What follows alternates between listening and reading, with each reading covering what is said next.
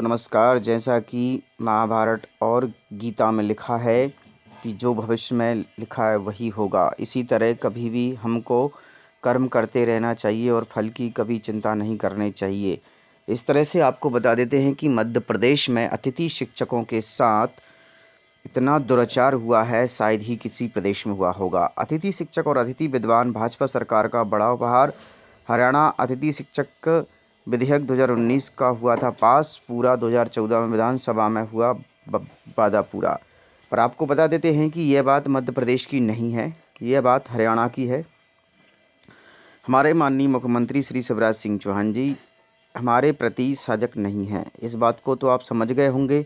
आज हमें पढ़ाते पढ़ाते 18 साल हो गए, और इस तरह से आप समझ लीजिए कि 18 साल मैं क्यों कह रहा हूँ, क्योंकि 18 साल इसलिए कह रहा हूँ कि 15 साल तो हमारे मध्य प्रदेश के अतिथि शिक्षकों को हो गया है और 3 साल आपको हो गए, तो हो गए 18 साल। और ये अतिथि शिक्षकों की जगह कभी भर नहीं सकती, ये एक विज्ञापन जारी हुआ है। तो ये समझ लीजिए अतिथि शिक्षकों ने जबलपुर हाई कोर्ट और कई पर दायर पिटीशन जारी की है, किंतु अभी तक आपको बता देते हैं कि आज तक हमारी कोई सुनवाई नहीं हुई। ये कब तक चलता रहेगा? हमारा केस आज कोर्ट में भी चल रहा है कि अतिथि शिक्षकों को नियमित किया जाए। भाई, जिन अतिथि शिक्षकों ने अपने 18 वर्ष दिए हैं उन लोगों का नियमितीकरण क्यों नहीं किया जा रहा है? क्या वजह है? क्या मध्य प्रदेश के अतिथि शिक्षकों के पास इतनी योग्यता नहीं है? यदि योग्यता नहीं है तो फिर मध्य प्रदेश के स्कूलों से उनको निकाल कर बाहर फेंक दो आप। फिर क्यों आप लोग अतिथि शिक्षकों की विज्ञप्ति निकालते हो? इस तरह से मध्य प्रदेश के अतिथि शिक्षकों ने लोक शिक्षण संचालनालय को एक पत्र जारी किया है।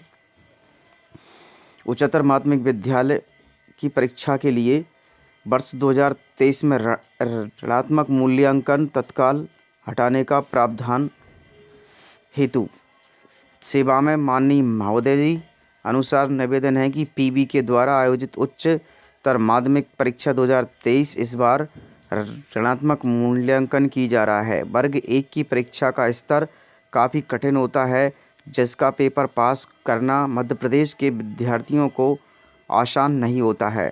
ज़्यादातर विद्यार्थी अन्य राज्यों से सेलेक्ट होते हैं और मध्य प्रदेश के विद्यार्थियों को अवसर वंचित होना पड़ता है। माननीय महोदय जी से निवेदन है कि किसी भी परीक्षा में अभी तक ऋणात्मक मूल्यांकन नहीं किया गया है। यहाँ तक कि आपको बता देते हैं पीएससी जैसी परीक्षा में भी ऋणात्मक मूल्यांकन नहीं होता है। इस दौरान केंद्रीय विद्यालय की परीक्षा में भी ऋणात्मक मूल्यांकन नहीं होता है। तो फिर हमारे मध्य प्रदेश के बेरोजगार युवाओं के साथ ही ऐसा मानसिक दबाव क्यों बनाया जा रहा है? यदि ऋणात्मक मूल्यांकन होता है तो यह परीक्षा पास करना काफ़ी कठिन होगा। और माननीय महोदय जी से निवेदन है कि पास होने के लिए कम से कम 75 अंक मान्य किए जाएं और सामान्य वर्ग के लिए 90 लाना अनिवार्य होगा। इस परीक्षा में आपको बता देते हैं कि इतनी सारी समस्याएं आप लोगों ने क्यों खड़ी की हैं। और दूसरी तरफ आपको बता देते हैं कि मध्य प्रदेश के पीबी में इतने बड़े अधिकारी या कर्मचारी या आईएएस नहीं बैठे जो कि हमेशा हर बार प्रश्न गलत निकलते हैं, त्रुटिपूर्ण निकलते हैं। क्या इतने पढ़े लिखे कोई नहीं है? क्या विद्यार्थी को ही यह प्रूव करना पड़ता है कि इस प्रश्न का उत्तर गलत है? आप लोगों को गलत प्रश्न नहीं रखना चाहिए, आप लोगों को त्रुटिपूर्ण ये स्थिति नहीं होना चाहिए। यदि आप एक सही योग्यता वाला एक बोर्ड चला रहे हैं तो आपको किसी प्रकार की गलती नहीं होना चाहिए। जो प्रश्न सही है उसे सही डालिए, जो प्रश्न गलत है उसे मत डालिए। या आप ऐसा क्यों करते हैं? तो अतः श्रीमान जी से निवेदन है कि पीवी के कर्मचारियों मंडल के द्वारा आयोजित वर्ग 1 उच्चतर माध्यमिक विद्यालय 2023 में ऋणात्मक मूल्यांकन को ना किया जाए और उसे तत्काल हटा दिया जाए। धन्यवाद। और आप लोगों का यही एकमात्र चाहते हैं कि इस परीक्षा से ऋणात्मक मूल्यांकन हटाया जाए, क्योंकि ये सारी समस्याएं सिर्फ और सिर्फ हमारे मध्य प्रदेश के बेरोजगार युवाओं और अतिथि शिक्षकों को भ्रमित करने वाली बात करी गई है। जिन लोगों के बच्चे अच्छे मिशनरी स्कूलों में और बड़े बड़े कॉलेजों में पढ़ रहे हैं उनके ही बच्चे निकल पाएंगे, क्योंकि हमारे गरीब वर्ग के साथ सिर्फ छलावा किया जा रहा है। एक और एक सिर्फ और सिर्फ छलावा होता है हमारी समाजों के साथ। इसलिए ऐसा ना किया जाए भाई, सभी का बराबर रखा जाए। क्योंकि आपको पता है कि बड़े वर्ग के लोग बड़े स्कूल बड़े कॉलेजों में पढ़ते हैं। कोई समाज के साथ भेदभाव की भावना नहीं होना चाहिए। जो गरीब वर्ग का लोग है उनका भी सिलेक्शन होना चाहिए। इस तरह से यदि आप हमारी बात से संतुष्ट हैं तो ऋणात्मक मूल्यांकन हटना चाहिए। तो वीडियो को कमेंट्स जरूर करें और अपने दोस्तों में साझा करें।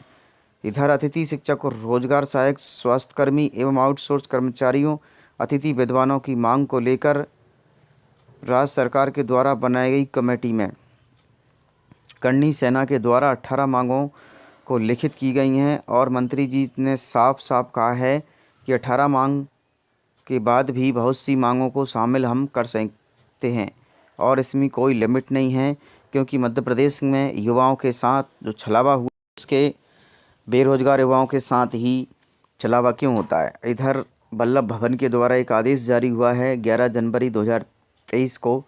इसमें कहा गया है कि मध्य प्रदेश के बेरोजगार युवाओं को, अतिथि शिक्षकों को और इन सभी को लेकर हम 2 महीने में कमेटी बनी है, 2 महीने में इसका जवाब देंगे। किंतु आपको बता देते हैं अभी तक मध्य प्रदेश के अतिथि शिक्षकों की मांग इसमें जोड़ी नहीं गई है। तो इस तरह से जीवन सिंह हमारी मांग को इसमें सम्मिलित करते हैं या नहीं करते हैं, इसका तो रिजल्ट आने पर ही पता चलेगा। इधर माननीय हमारे शैलेंद्र सक्सेना जी को सुनिए, उन्होंने क्या कहा शिवराज सिंह चौहान जी से। सम्माननीय शिवराज जी, आज ये जो लाखों की भीड़ आप जम्बूरी मैदान पर देख रहे हैं और अभी भी लोगों का पहुंचना जारी है, हम आपके विरोधी नहीं हैं, हम आपका सम्मान करते हैं। लेकिन आज यह जो करणी सेना तथा सर्व समाज का जंगी प्रदर्शन भोपाल की सड़कों पर हो रहा है, इस प्रदर्शन को आप हल्के ढंग से मत लीजिए। पूरे आदर के साथ आपसे निवेदन है कि हम सभी की इन सारी मांगों को मान लीजिए, इससे आपका ही सम्मान बढ़ेगा। सदैव आपका शैलेंद्र सक्सेना। जो हमसे टकराएगा मिट्टी में मिल जाएगा, जो हमसे टकराएगा मिट्टी में मिल जाएगा। करणी सेना जिंदाबाद, करणी सेना जिंदाबाद, करणी सेना जिंदाबाद, वंदे मातरम। लाने के द्वारा एक पत्र जारी किया गया था, जिसमें आपको बता देते हैं 11/9/2018 को, जिसमें कि उस समय जयश्री कियावत आयुक्त थी। अतिथि शिक्षकों के नियमितीकरण के संबंध में संदर्भ पूर्व कार्यालय पत्र क्रमांक आपको 6619 के संलग्न की सूची के द्वारा मध्य प्रदेश में स्कूल शिक्षा विभाग के द्वारा 19/8/2019 में संदर्भित अतिथि शिक्षकों के बोनस अंक में जो सम्मिलित मांगों को किया गया था, इसमें आपको बता देते हैं कि अतिथि शिक्षकों के लिए वर्ष 2018-19 के प्रारंभ ऑनलाइन पारदर्शी प्रक्रिया को मेरिट के आधार पर पैनल तैयार किए गए थे। माननीय उच्च न्यायालय के द्वारा 2018-19 में अतिथि शिक्षक आमंत्रण व्यवस्था को सही ठहराया गया था और माननीय उच्च न्यायालय के द्वारा यह भी निर्णय लिया गया था कि सत्र 2018-19 में ऑनलाइन प्रक्रिया से मेरिट के आधार पर 18-19 में 3 माह से अधिक 25 अंक को लाभ देकर उन्हें स्कोर कार्ड में सम्मिलित किया जाए। और आपको बता देते हैं इसीलिए नियमितीकरण की मांग भी साफ हो चुकी थी। राष्ट्रीय अध्यापक शिक्षा परिषद शिक्षा के अनुसार शिक्षक की नियुक्ति हेतु निम्नलिखित अर्हताएं होना चाहिए थी। इसमें आपको बता देते हैं कि आवेदक के प्रशिक्षित डीएड या बीएड हो और दूसरा आवेदक शिक्षक पात्रता परीक्षा उत्तीर्ण हो। जबकि हमारे मध्य प्रदेश के कई अतिथि शिक्षक वर्ष 2008 और 2011 की परीक्षा में उत्तीर्ण थे, किंतु आपको बता देते हैं उनको नियमित नहीं किया गया। उक्त परिदेश में अतिथि शिक्षकों को लाभ देते हुए नियमित करने के लिए शासन के द्वारा कई कार्यवाही की गई। इस तरह से यदि जयश्री कियावत उस समय इस लेटर को यस कर जाती तो आज मध्य प्रदेश के अतिथि शिक्षकों को इतना बड़ा धरना प्रदर्शन आंदोलन नहीं करना होता। अतिथि शिक्षकों को नियमित करने के लिए राज्य शासन के आदेश क्रमांक दिनांक से कणिका 4 के अनुसार भर्ती आयोजित पात्रता परीक्षा 25% छूट देने से अतिथि शिक्षकों की आज भर्ती नहीं हो पाई और जो 75% लोग थे आज वही नौकरी कर रहे हैं। इस बात से संतुष्ट हैं तो वीडियो को लाइक कर चैनल को सब्सक्राइब जरूर करें।